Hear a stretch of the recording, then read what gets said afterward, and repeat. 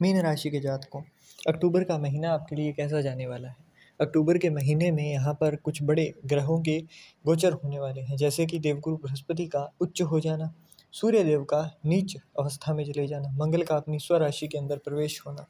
तो ये सब चीज़ें आपके जीवन पर क्या प्रभाव डालेंगी, कौन से बड़ी यहाँ पर सावधानियाँ हैं जो आपको रखनी ही पड़ेंगी। अगर नहीं रखते हैं तो आपके लिए खामियाजा भुगतना पड़ेगा आपको। तो एक एक करके हम लोग शुरू करते हैं। यहाँ पर देवगुरु बृहस्पति जो है वो आपके 4th हाउस के अंदर है, पहले से ही अच्छे रिजल्ट यहाँ पर दे रहे हैं।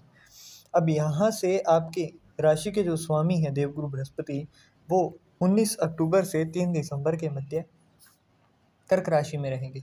और कर्क राशि में जब भी होते हैं तो ये आपके जीवन को और भी अच्छा बनाते हैं, क्योंकि कर्क राशि में आकर ये उच्च के हो जाते हैं। अब उच्च के हुए हैं देवगुरु बृहस्पति, तो यहाँ पर होगा क्या, यहाँ पर सबसे बड़ा प्रभाव पड़ेगा आपके व्यक्तित्व पर। इस समय के अंदर आपको कुछ ऐसा यहाँ पर सिखा कर जाएंगे जिससे आप जीवन भर बहुत सारी चीज़ों में सीख लेकर यहाँ पर बैठ जाएंगे। मतलब यहाँ पर हो सकता है आपको शुरुआती दिनों के अंदर कोई बड़ा बदलाव ऐसा दिखाई दे जो कि आपको नेगेटिव लगे, परंतु वहाँ से ये ऐसी सीख देकर आपको जाएंगे जिसके बाद आपको जीवन को असल में जीने का एक राज पता चल जाएगा, है ना। यहाँ पर आपको बहुत ज़्यादा भरोसा करना नकारात्मक प्रभाव देता हुआ दिखाई देगा। इसके साथ साथ जैसे ही देवगुरु बृहस्पति 19 अक्टूबर से कर्क राशि में और आपकी चंद्र कुंडली के अंदर पंचम भाव में गोचर करेंगे, तो उसके बाद से आपको यहाँ पर चने या फिर कुछ भी पीले रंग का देवगुरु बृहस्पति से जुड़ा हुआ, जैसे सोना हो गया, चना हो गया, है ना, पीले वस्त्र हो गए, इनका दान नहीं देना है, इनको किसी को गिफ्ट नहीं करना है। क्योंकि यहाँ पर बैठकर ये अगर गिफ्ट करते हो तो आप एक तरीके से अपना सौभाग्य जो है वही गिफ्ट कर रहे हो। तो ये चीज़ आपको ध्यान में रखनी है। इसके साथ साथ आपकी जो चंद्र कुंडली है उसके दशम भाव और लग्न भाव के स्वामी हैं।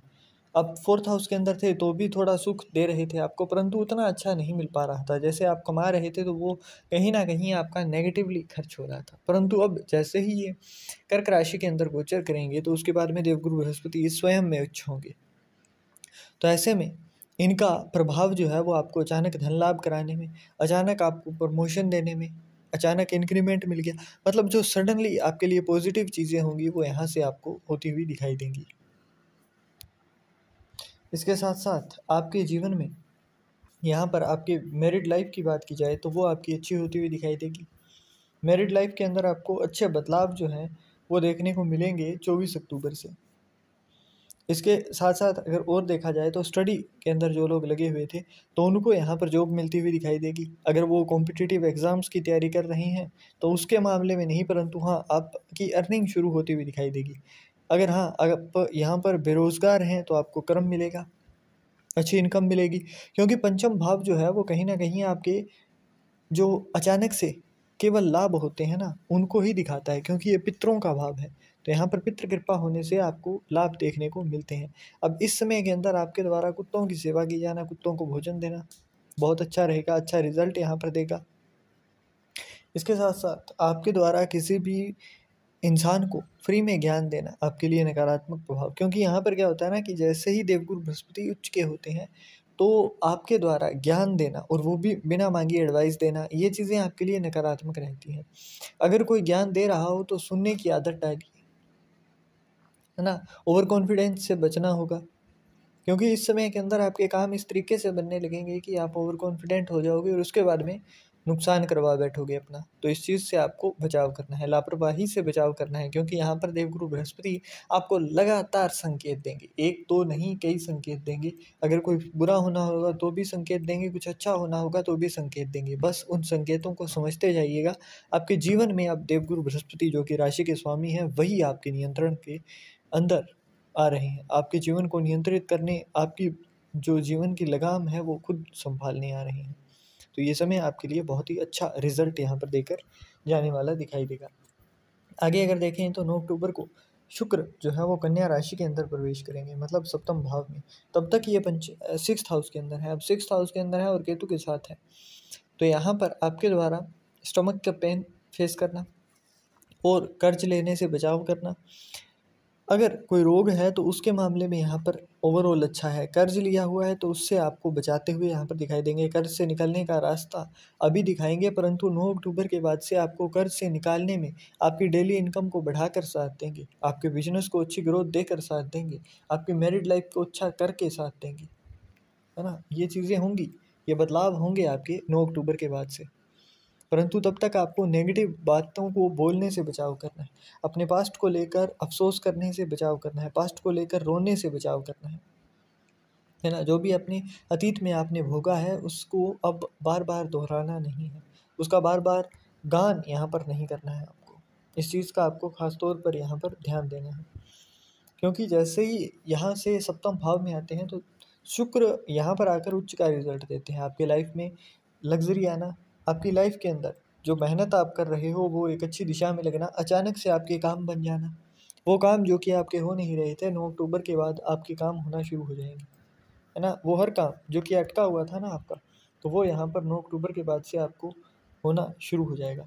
यहाँ पर ऐसे लोग जो जुआ लट्टा लट सट्टा लॉटरी इत्यादि का कार्य करते हैं उनको यहाँ पर थोड़ा सा हार्ड टाइम देखने को मिलेगा। इस समय के अंदर अगर आप राहु का साथ लेते हो तो वो आपके लिए फ़ायदेमंद होगा।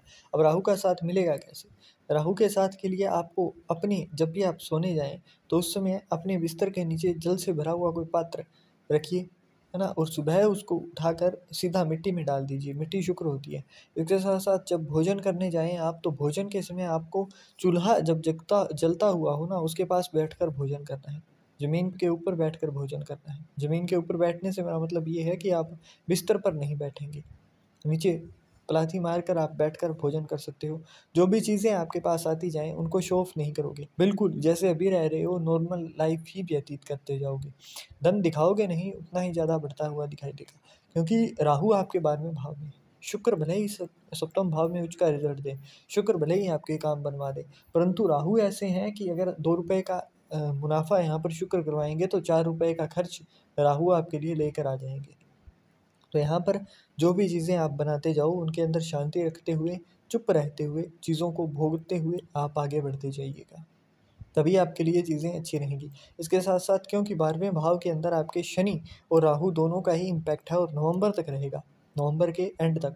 तो इस समय के अंदर आपको जो भी चीज़ें मिलती जाएँ उनको बिल्कुल शांति से, यहाँ पर आपको अकेलापन फ़ील होना, रात्रि की निद्रा खराब होना ये देखने को मिले, कर्ज़ बहुत ज़्यादा बढ़ रहा हो, तो ऐसे में आपको लाल रंग का कपड़ा लेना है, सूती वस्त्र, उसके अंदर 400 ग्राम सौंफ डालकर अपने सिरहाने के नीचे, तकिए के नीचे डालकर फिर उसके ऊपर सोना शुरू कीजिए। आपको डेली इतना ही करना है ना? बस सोने जाएँ तो उसके बस नीचे ये चीज़ पड़ी हो। तो उससे क्या होगा, बुध और मंगल दोनों का ही ऐसा सपोर्ट आपको मिलेगा कि कर्ज उतरने के रास्ते मिलेंगे। आप उस कार्य को करेंगे तो वो कार्य आपके सिद्ध भी होंगे, है ना? तो एक-एक काम आपका बनता हुआ जाएगा। मैं साथ के साथ उपाय भी बता रहा हूँ, इसीलिए ही बता रहा हूँ आपको, सावधानियाँ भी और उपाय भी। आगे अगर देखें तो देवगुरु जैसे बृहस्पति उच्च हो रहे हैं वैसे ही सूर्यदेव यहाँ पर नीच के होने जा रहे हैं। 17 अक्टूबर से सूर्यदेव तुला राशि के अंदर गोचर करेंगे अष्टम भाव में। दोनों ही तरीके से ये नेगेटिव इम्पैक्ट देखते हुए दिखाई देंगे। अब जैसे ही यहाँ पर 7th हाउस के अंदर है तब भी आपको बहुत ज़्यादा अच्छा रिजल्ट नहीं मिल रहा है ना? यहाँ पर भी बहुत ज़्यादा उतना प्रबल प्रभाव नहीं है, क्योंकि 7th हाउस के अंदर जब भी आते हैं सूर्य, तो सूर्य हालाँकि राजा है परंतु यहाँ पर उस राजा के समान होंगे जिसके मुकुट ना पहना हो, है ना?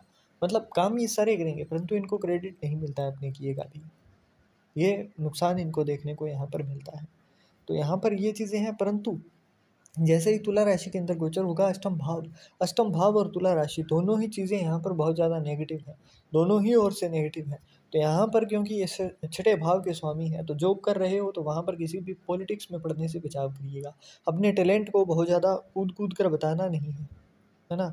ओवर कॉन्फिडेंट होने से बचाव करिएगा। हालाँकि यहाँ पर जब आएँगे तो आत्मविश्वास ही आपका खत्म कर देते हैं। आपको अपने ऊपर भरोसा नहीं होता है, परंतु थोड़ा कॉन्फिडेंट रहिएगा, ओवर कॉन्फिडेंट होने से बचाव करिएगा। अहंकार, अहम इन चीज़ों का त्याग करके बिल्कुल इस समय के अंदर न्यूट्रल रहने का प्रयास कीजिएगा। इस समय में आपके फालतू के दुश्मन बनने के चांसेस हैं। आप जब किसी को कुछ भी सामान्य तौर पर कहोगे तो भी हो सकता है उसको बुरा लगे, तो यहाँ पर फालतू की एडवाइस देने से बचाव करिएगा। यही चीज़ मैंने देवगुरु बृहस्पति का जब गोचर हो रहा है कर्क राशि के अंदर तब भी बोली है। रीज़न क्या है, क्योंकि एक ही कुंडली के अंदर जब 2 से 3 जगहों पर एक ही इंडिकेशन मिल रहा हो ना, तो उसके ऊपर ठप्पा लग जाता है कि ये चीज़ इसके साथ होगी। तो इसलिए आपको इन चीज़ों का खास तौर पर ध्यान देना है। आगे अगर देखें तो यहाँ पर जैसे ही अष्टम भाव में गोचर करेंगे तो इसके बाद आपको हेल्थ से रिलेटेड इश्यूज होना, रोग के ऊपर पैसा लगने, इन चीज़ों के चांसेस हैं, परंतु आपको राहु से कंट्रोल इनको करवाना होगा।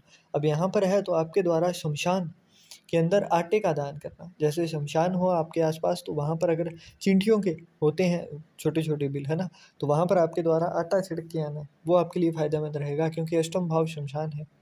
अष्टम भाव शमशान, कब्रिस्तान, जहाँ पर मुक्ति होती है ना, मौत का जो द्वार होता है जहाँ से एक नई लाइफ शुरू होती है, उसको कहा जाता है। तो यहाँ पर अगर आप सूर्य देव को इस तरीके से आप यहाँ पर रिप्रेजेंट करते हुए रहेंगे, वो चीज़ें वहाँ देते रहेंगे, तो आपके ऊपर रोग का कोई ज़्यादा प्रभाव नहीं होगा। आगे इसी चीज़ को ही अगर कंटिन्यू करके देखें तो यहाँ पर अष्टम भाव में आ जाने के बाद में आपके द्वारा आदित्य हृदय स्तोत्रम का पाठ करना या फिर सुनना भी आपके लिए फायदेमंद रहेगा। आगे बात करें तो यहाँ पर बुध वृश्चिक राशि में प्रवेश करेंगे और तब तक 8th हाउस के अंदर है। अब 8th हाउस के अंदर बुध है तब भी आपको उतना ज़्यादा अच्छा इम्पैक्ट नहीं दे रहे हैं। हालांकि यहाँ पर अगर कोई इंसान डीपली रिसर्च करके कार्य कर रहा है तो उसके लिए फ़ायदेमंद है। 8th हाउस के अंदर जब बुध होता है ना, तो इंसान की बुद्धि जो है वो इस दुनिया से उस दुनिया की भी बातें जानने लगती हैं, है ना। तो ऐसे में आपको लोग मूर्ख भी कहने लगते हैं कि तुम कैसी बातें कर रहा है, ऐसा थोड़ी होता है। तो इस समय इन चीज़ों को अपने तक ही रखना आपके लिए बहुत अच्छा रहता है। यहाँ पर तृतीय भाव और सप्तम भाव के दोनों के ही स्वामी हैं बुध, और उनका 8th हाउस के अंदर आ जाना, इन लॉज की तरफ से आपको किसी भी तरीके से मतलब आपने कुछ कह दिया उनको बुरा लग गया, तो ऐसे कुछ देखने को मिल सकता है। यहाँ पर ना अपनी वाणी के ऊपर लगाम रखना है, क्योंकि मंगल भी है, तो आपके अपने पिता की साइड से जो बड़े भाई हैं उनसे विवाद होना देखने को मिल सकता है। तो इन चीज़ों के ऊपर आपको खास तौर पर ध्यान रखना है कि अपनी वाणी के ऊपर जहाँ तक हो सके आपको कंट्रोल रखना है। किसी को भी कुछ भी बोलने से पहले 2 बार उस चीज़ के ऊपर विचार करिएगा। अब मंगल 8th हाउस के अंदर है तो यहाँ पर मंगल का प्रभाव क्या होता है कि मंगल यहाँ पर जब बैठा होगा ना, तो इसका असर ऐसा होता है कि वो एक साधु की तरह है जिसके हाथ में माला भी है और शराब का प्याला भी है। क्योंकि यहाँ पर अगर कोई छेड़ देगा आपको, अगर किसी ने कुछ कह दिया, तो आप उसके अंदर दुश्मनी में भी उस हद तक चले जाते हो कि सामने वाले को बर्बाद करके छोड़ो। और अगर कोई अच्छे तरीके से रह रहा है तो आप उसको सपोर्ट इतना करोगे कि वो सामने वाला ऐसा सोचेगा कि इससे भला इंसान ही कोई नहीं है। तो यहाँ पर ड्यूअल जो नेचर है वो देखने को मिलता है, परंतु यहाँ पर अग्रेशन भी है। यहाँ पर हार्ट से जुड़ी हुई बीमारियाँ भी दिखा देते हैं, तो इसके लिए आपको ज़्यादा सोल्ट का कंज्यूम नहीं करना है। सोल्ट और नमकीन जो चीज़ें हैं उनका कंजप्शन करने से बचाव करना है। बंजर ज़मीन में या फिर वीराने के अंदर शहद आपके द्वारा दबाना आपके लिए फ़ायदेमंद होगा, परंतु अगर नहीं भी दबाते हैं और सिर्फ आप सोल्ट का कंजप्शन कम कर देते हैं तो भी आपके लिए फ़ायदेमंद है। आगे देखें तो अष्टम भाव के अंदर जब अष्टम भाव से जब गोचर होगा इनका नवम भाव में 28 अक्टूबर को, तो उसके बाद से आपके लिए आपका धर्म स्थान के ऊपर दान करना, आपके धार्मिकता के अंदर अच्छी वृद्धि होना और आपके द्वारा भाग्य के अंदर एक नई परिवर्तन को देखना आपके लिए फायदेमंद रहेगा। इसके साथ साथ बुध जब 24 अक्टूबर से वृश्चिक राशि में गोचर करेंगे तो उसके बाद मैरिड लाइफ अच्छी होगी, आपके जीवन में सुख समृद्धि बढ़ती हुई नजर आएगी, और यहाँ पर मंगल और बुध दोनों की ही युति होगी। तो यहाँ पर होता है क्या है कि एक तरीके से आप कह सकते हो कि दोनों की ही युति उतनी अच्छी नहीं होती है। मंगल यहाँ पर अच्छे हैं, परंतु बुध के साथ मंगल यहाँ पर थोड़ा नेगेटिव असर देते हैं अगर आप अपनी वाणी के ऊपर कंट्रोल ना करें तो। क्योंकि आप ऐसा कुछ कह दोगे जिसके अंदर आपका मंतव्य उतना अच्छा हो सकता है, उतना बुरा ना हो, परंतु फिर भी सामने वाले को ऐसी लगेगी बात आपकी कि वो आप दुश्मन बना बैठोगे। और इसके अंदर ना आपकी ही कुंडली के अंदर सूर्य देव का गोचर भी कहीं ना कहीं जिम्मेदार होगा। तो इसीलिए कह रहा हूँ मैं बार बार आपको कि आपको यहाँ पर जब भी आप वाणी का प्रयोग करें तो मृदुभाषी बने, मतलब आप मीठा बोलने की कोशिश करें, स्वीट कोटेड बातें ना भी कर सकें तो शांत रहने की कोशिश करें।